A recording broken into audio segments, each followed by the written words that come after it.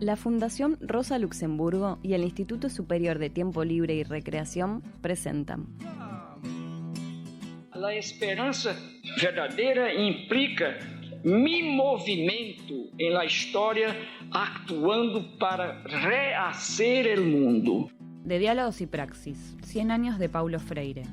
Fora de rehacer el mundo con mi praxis ao lado de outras praxis, não há como ter esperança. É uma espera. Un podcast para reflexionar sobre la dimensión de su obra en las luchas y experiencias latinoamericanas. En esta serie de 5 episodios vamos a recuperar el legado de Paulo Freire, a partir de relatos y experiencias de educación y comunicación popular. Para reconstruir la historia de la militancia y las luchas rurales que se extienden desde los años 60 hasta nuestros días. ¿Cómo puede el pensamiento de Paulo Freire ayudarnos a reflexionar sobre los retos del mundo actual? ¿Qué hay de Freire en los lugares en los que no se habla de él? Episodio 3. Escuelas de ciudadanía y formación de dirigentes.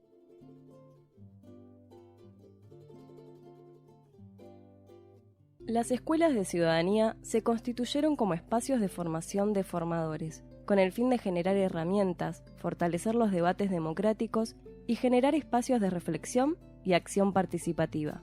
Tienen un pasado, un presente y, por qué no, un futuro por delante. En este episodio, María Luz Presa, Néstor Borri y Claudia Corol reflexionan sobre estas y otras experiencias de educación popular y nos acercan a la pedagogía de la resistencia. Los años 90 significaron una despolitización de la sociedad en general y a su vez un caldo de cultivo para las luchas sociales que tomarían la escena pública en el 2000. María Luz Presa, educadora y formadora de docentes y dirigentes sociales de Misiones y del Nordeste de Argentina, explica ¿cuál es el contexto en el que se inician las escuelas de ciudadanía? El contexto en el que iniciamos el trabajo fue con la crisis del 2001, ¿no? Una desacreditación absoluta de la política, una pérdida de representatividad de las referencias, de los referentes, una pérdida de sentido en la acción política, en la representación social, una pérdida de horizonte, un gran descreimiento respecto de todo aquello que se venía enunciando desde las décadas anteriores, desde el retorno a la democracia, en la lucha contra la dictadura, etcétera, y a la vez, obviamente, un quiebre en todas las relaciones, en la trama, digamos, de relaciones sociales. Ese fue el contexto en el que vimos la urgencia de ponernos a trabajar en la formación, porque era necesario para poder desarrollar la democracia con la labilidad con la que tenía en ese momento, ¿no? En medio de una crisis tan significativa, la sensación de haber tocado fondo es a la vez un dispositivo para una palabra muy evocada en el universo de Paulo Freire: la esperanza.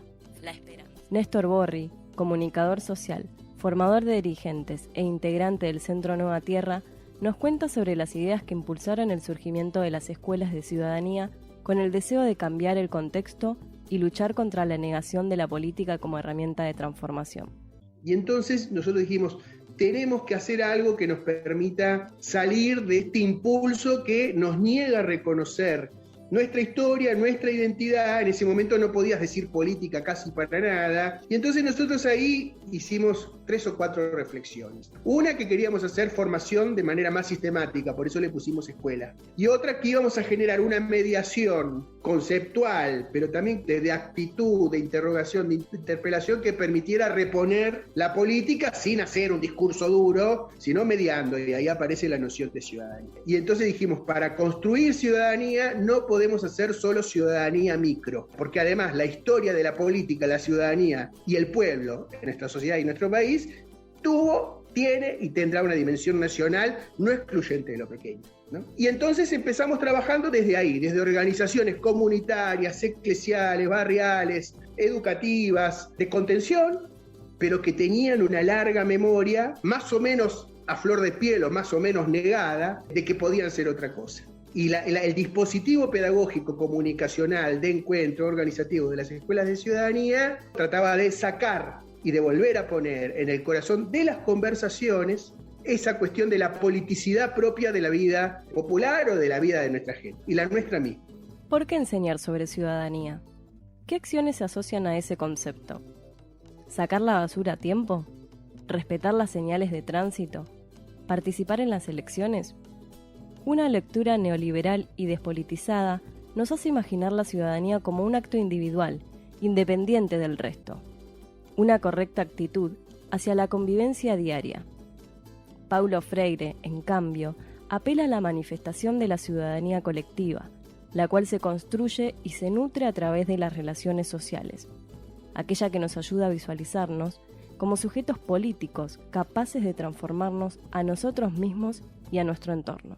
En este sentido, le preguntamos a Néstor Borri sobre las concepciones de ciudadanía que se ponían en juego en aquella época, y si acaso existía un déficit de ciudadanía al momento de la proyección de las escuelas. Queríamos provocar una ciudadanía conflicto en el sentido de que mirar a los conflictos, sobre todo los que tuvieran que ver con la distribución de la riqueza, la justicia social y la distribución del poder, incluso más eso que la cuestión de los derechos, te diría, si bien la cuestión de los derechos estaba presente, y bueno, una ciudadanía que hablara de los conflictos y que fuera conflictiva, ¿no? No normativa, ni civista, ni bien educadita, porque hay como dos grandes figuras, la figura del vecino del ciudadano como el buen vecino, que las fuerzas más de derecha todavía explotan, y tienen razón, hacen bien en explotarla porque la gente quiere ser buen vecino, pero mucha más dificultad para ver el ciudadano como el trabajador que disputa sus derechos, la distribución de la riqueza, etc. Entonces, una cosa es la utopía de todos levantemos la caca en la ciudad de Buenos Aires, que todavía hoy propone el gobierno de la ciudad. Eso, bueno, está bien, ¿quién va a decir que no? Está perfecto.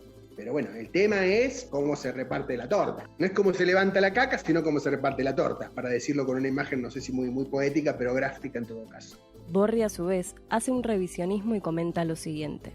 Y sabés que ahora, años después, hace un tiempo, un autor que después voy a decir quién es, escribió algo que a mí me gustó mucho, que confronta con esto que hay un déficit o una carencia de ciudadanía. Dice, bueno, mal que mal, todas las sociedades encuentran algún tipo de ciudadanía que ejercer. Eso todas las sociedades. Lo difícil, el desafío, es que esos ciudadanos lleguen a ser pueblo. Como diciendo, carencia de ciudadanía no hay, ciudadanía hay. De lo que hay carencias de reconocerse como pueblo. No te voy a hacer la trampa de preguntarles a ustedes quién es el autor, pero el autor es el Papa Francisco. Repensar las concepciones de ciudadanía y otras ideas que atraviesan los procesos de organización popular también supone reflexionar sobre las formas y roles que se asumen a la hora de construir los conocimientos. María Luz Presa nos comparte su experiencia sobre este tema.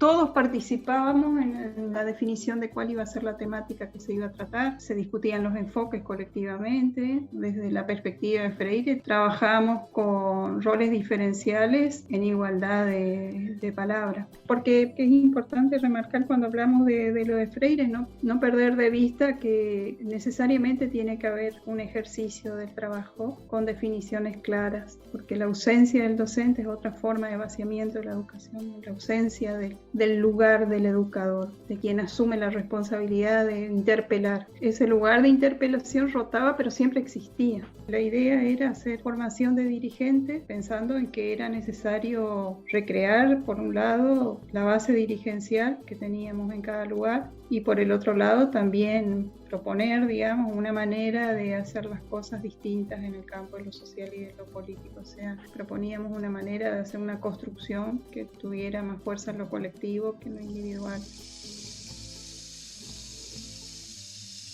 O educador necessita do educando, assim como o educando necessita do educador. Ambos se educam, aunque as tarefas de ambos sejam específicas.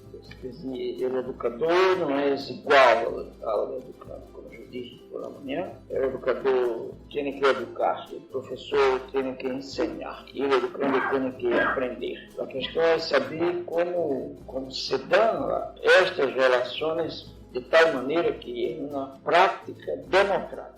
Néstor Borri invita a complejizar algunas nociones que circulan en los espacios de educación popular.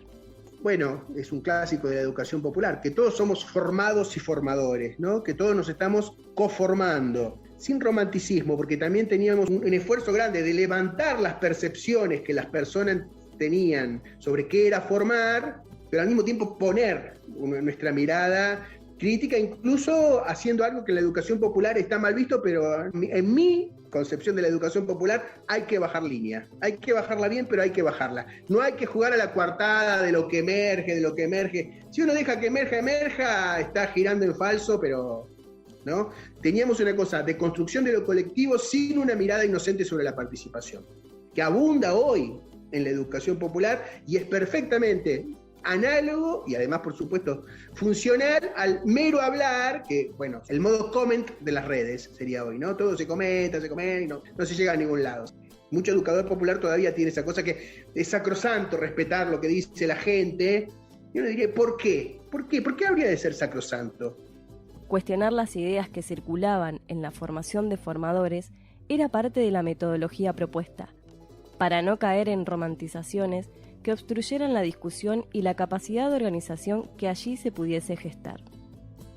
En esta sintonía, Néstor nos cuenta qué pasaba cuando esta perspectiva atravesaba el intercambio entre participantes.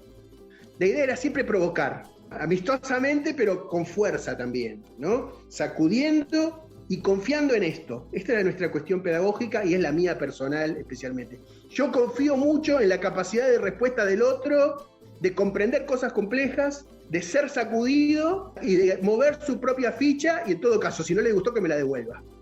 Quizás es una educación popular un poco más peleadora que lo conveniente, pero algunos se tienen que enojar y eso es señal de que estás moviendo algo. Si todos están demasiado contentos, es que estás poniendo como una coartada. Incomodar sería, incomodar. Algunas preguntas emergen a medida que traemos al presente acciones que son parte de nuestro pasado, pero que nos constituyen como actores históricos del cambio social. ¿Cuál es el legado de las escuelas de ciudadanía? ¿Qué impacto tuvieron en la vida colectiva e individual de quienes transitaron estos espacios? A continuación, María Luz Presa acerca algunas palabras que permiten construir un mapa sobre las influencias de esta experiencia en el campo político-social. La incidencia que tuvo fue diversa, múltiple e irregular también. Hubo momentos en los que las escuelas de ciudadanía se constituyeron en actores políticos, como colectivo, digamos, con capacidad de palabra, en cada uno de los lugares donde estábamos, participando en el debate público como escuelas de ciudadanía, porque habían sido muy masivas, muy importantes, con mucha fuerza, digamos. Así que hubo momentos en los que las escuelas de ciudadanía en sí mismas se constituyeron en actores con incidencia política en los pueblos, en los lugares donde estábamos. Y en otros momentos más bien se habilitó la participación y la posibilidad de inserción en el campo de la política o de lo sindical a personas individuales que se fortalecieron en ese proceso. Eso continúa hasta hoy, o sea, hay infinidad de compañeros que empezaron su formación en las escuelas de ciudadanía y que hoy ocupan lugares de representatividad importantes, diputados nacionales, diputados provinciales, concejales. Paralelamente a las escuelas de ciudadanía, surgían al calor de las luchas sociales otras experiencias atravesadas por la educación popular. Pañuelos en Rebeldía irrumpe en el escenario político como una construcción horizontal vinculada con los procesos de emancipación que emergen en toda Latinoamérica. Claudia Corol, integrante de este espacio político pedagógico, nos cuenta un poco sobre sus orígenes. Pañuelos nació en el contexto de la Universidad de las Madres de Plaza de Mayo. Nosotras fuimos algunas compañeras convocadas por las madres. En su momento ya estábamos haciendo educación popular. Se creaba la Universidad Popular y nos dijeron, tienen que hacer una carrera de educación popular. Y nosotros dijimos, ¿cómo una carrera? ¿Carrera? O sea, ya empezó a hacernos ruido desde la palabra. ¿Carrera hacia dónde? En el marco de la Universidad Popular de las Madres de Plaza de Mayo generamos primero un equipo de educación popular que era parte de la universidad y que en algún momento, siendo parte todavía de la universidad, consideró que uno de los elementos fundamentales de la educación popular es la autonomía. Entonces, que aunque amábamos a las madres, necesitábamos asumir nuestra propia autonomía, en ese momento todavía en el contexto de la universidad. Y fue así que buscamos un nombre, y claro, no nos salió tan autónomo, Pañuelos, pero tenía ese dato de que nuestro símbolo no solo reivindicaba el pañuelo de las madres, sino todos los pañuelos de las distintas rebeldías, ¿no? Entonces nuestro símbolo, nuestro logo, ustedes van a encontrar el pañuelo de los zapatistas, el pañuelo de los piqueteros y piqueteras, el pañuelo verde, la huipala, bueno, y otros símbolos. América Latina tiene una enorme experiencia de organización y luchas del campo popular, que fueron descriptas y analizadas, teórica y académicamente. Pero sin dudas es necesario recuperar la voz de quienes están siendo parte de esas historias, lograr construir un relato que reflexione acerca de la práctica, para sistematizarla y así construir conocimiento desde el propio movimiento. ¿Es posible que la voz del campo popular sea relatora de su propia historia? ¿Cuál es la importancia de sistematizar las experiencias? Claudia Corol y María Luz Presa explican su visión sobre este tema. La sistematización de experiencias es el modo de teorizar con una metodología concreta desde la educación popular. Y esto tiene que ver con algo que nombraba al principio, que es la relación teoría-práctica, ¿no? En la academia se está acostumbrada la gente a que hay también un lugar de saber, que hay algunas personas que saben mucho. Yo no dudo que sepan si han estudiado mucho, pero la propuesta de la educación popular sobre todo tiene que ver con la creación colectiva de conocimiento, porque es la manera de conocer con más profundidad lo que queremos y necesitamos saber para transformar la realidad. Estamos hablando de revoluciones. ¿Por qué de revoluciones? Porque no queremos ser una parte minoritaria de este sistema de explotación y de dominación capitalista, patriarcal y colonial. Todo lo que sabemos hasta ahora no nos alcanzó para hacer las revoluciones que necesitamos. El sueño de las revoluciones necesarias tiene que sostenerse, pero para eso necesitamos mayor profundidad teórica. Y la sistematización está ligada a poder construir colectivamente una mirada de la realidad más profunda y también un ejercicio de búsqueda de caminos que permitan esa transformación. En ese proceso podemos ir construyendo a los movimientos populares como intelectuales colectivos y a los educadores, educadoras e incluso a los militantes y a las militantes como intelectuales orgánicos de esos movimientos. La sistematización de las experiencias se hacía en cada lugar, cada uno de los equipos de trabajo y del colectivo hacía la sistematización de su propia experiencia, hacía su lectura en cada uno de los lugares y a la vez eso se hacía a nivel nacional y se iban haciendo las rectificaciones, las modificaciones, las transformaciones que eran necesarias en el proceso que estábamos llevando adelante. Después dio lugar a publicaciones, a compartidas en espacios internacionales, nacionales, en foros, en encuentros. El mismo proceso de sistematización fue muy formativo para muchos de nosotros, que nos obligaba a tomar distancia de lo que estábamos haciendo, a dar cuenta frente a nosotros mismos y a otros de lo que estábamos haciendo. Creo que fue parte de la formación.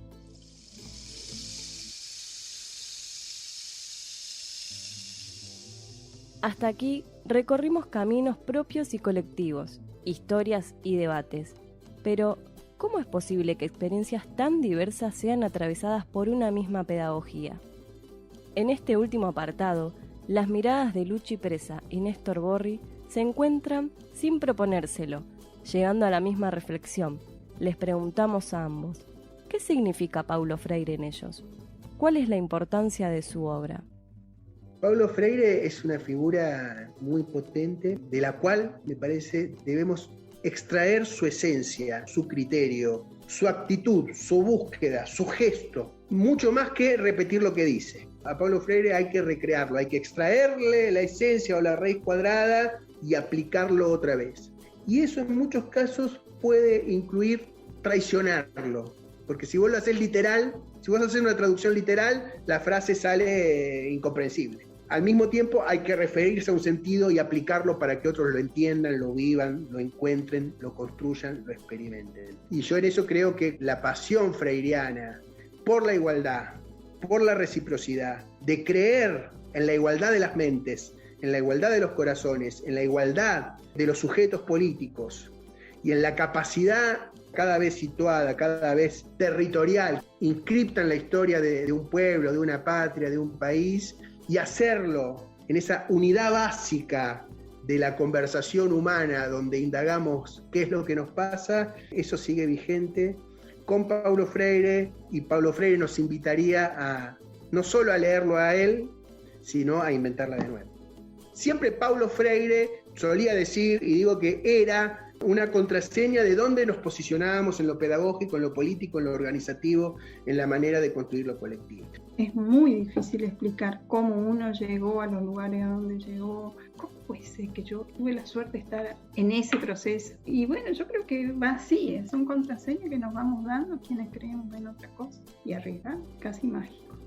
Él mismo es una inspiración, o sea, su propio proceso intelectual es una inspiración a pensar, porque Freire es de los pocos intelectuales que se ha pensado a sí mismo con una honestidad brutal, sin perder el norte. Eso es lo más hermoso, ¿no? Siempre es posible volver a leerlo y encontrarle otro significado que nos ayuden a pensar el presente. El otro día, por ejemplo, nos habían pedido que habláramos desde Paulo Freire, género y ambiente. Y bueno, Freire nos habla estrictamente de eso, pero nos obligó a pensar, a ver, ¿qué nos diría hoy? Se pone a buscar en sus escritos cuáles serían los puntos centrales sobre los cuales podemos articular alguna idea respecto de esos temas, ¿no? Y los encontrás, porque es un clásico, justamente, porque ya trascendió su tiempo. Tiene cosas para decir en cualquier tiempo, Freire. Así que esa es su riqueza. Freire es un pensador potente, que tiene fundamentación filosófica, política, pedagógica, que yo creo que puede animar procesos de construcción en cualquier campo.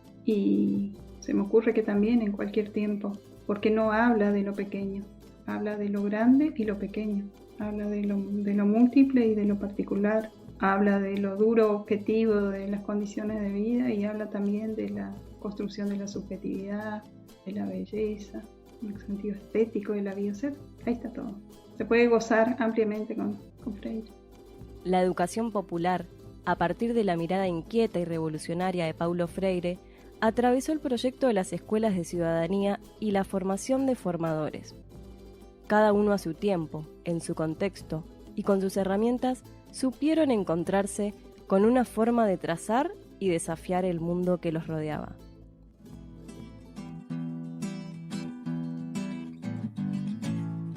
De Diálogos y Praxis es una producción de la Fundación Rosa Luxemburgo y el Instituto Superior de Tiempo Libre y Recreación. Entrevistas, guión y realización: Agustina Gallo, Laura Martín, Luján Olmedo y Leandro Rauschmayr. Ilustraciones: Joana Adamo. Nos seguimos escuchando. Hasta el próximo episodio. Hasta el próximo episodio. Hasta el próximo episodio.